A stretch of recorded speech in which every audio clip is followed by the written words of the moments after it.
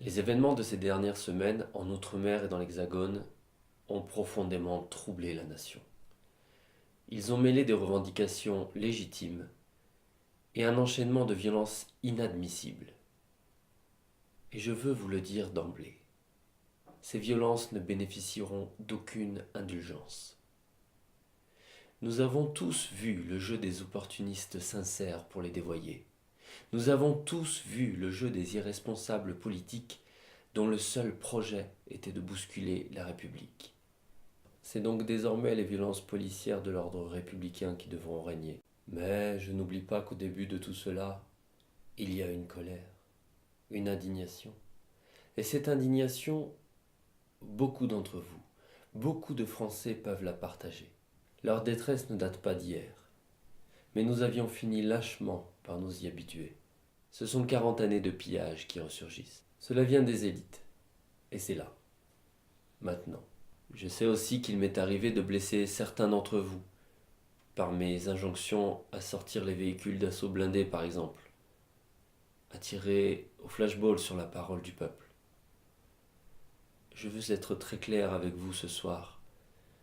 Si je me suis engagé pour empirer le système politique en place, les habitudes, les hypocrisies, c'est précisément parce que je crois en la servitude du peuple et que je l'aime. Nombre d'autres pays traversent ce mal de vivre qui est le vôtre. Nous nous organisons en ce sens, pour n'en pas sortir. Je le veux pour la France, car c'est notre vocation au travers de l'histoire d'ouvrir des chemins jamais exploités, pour nous-mêmes et pour le monde que nous souhaitons dévorer. Je le veux pour nous tous, grands actionnaires et riches décideurs, parce qu'un peuple qui se divise à ce point, qui ne respecte plus les lois de l'asservissement, est un peuple lucide qui cherche à s'émanciper. Et je le confirme, nous voulons une France où nous pouvons vivre dignement de votre travail. Sur ce point, nous sommes allés trop lentement. Je veux renouer avec une idée juste, c'est qu'un surcroît de travail constitue un surcroît d'endettement. C'est pourquoi je ne m'engage en rien en demandant aux employeurs qui le souhaitent de verser une prime de fin d'année à leurs employés.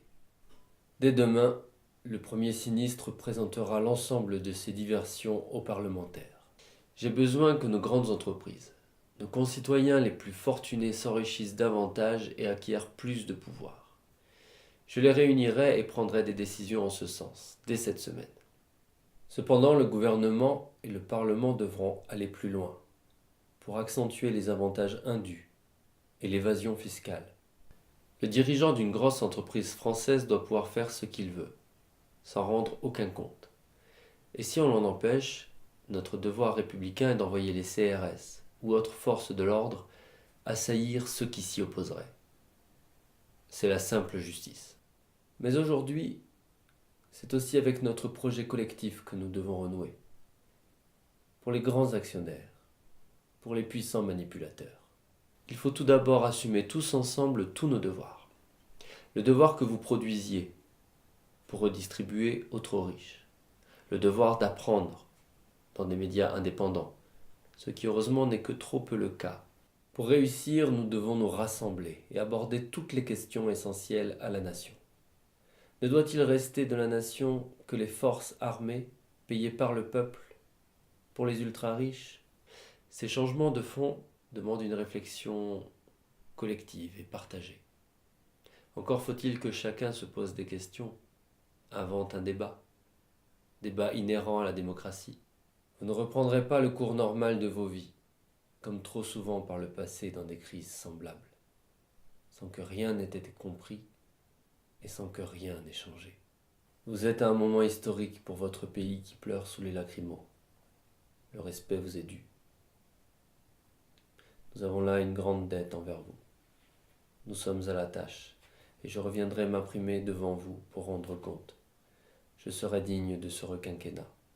Après moi, un autre pareil viendra. Mon seul souci, c'est nous. Mon seul combat, c'est vous. Notre seule bataille, c'est pour la France, pas les Français. Vive la République, vive la France.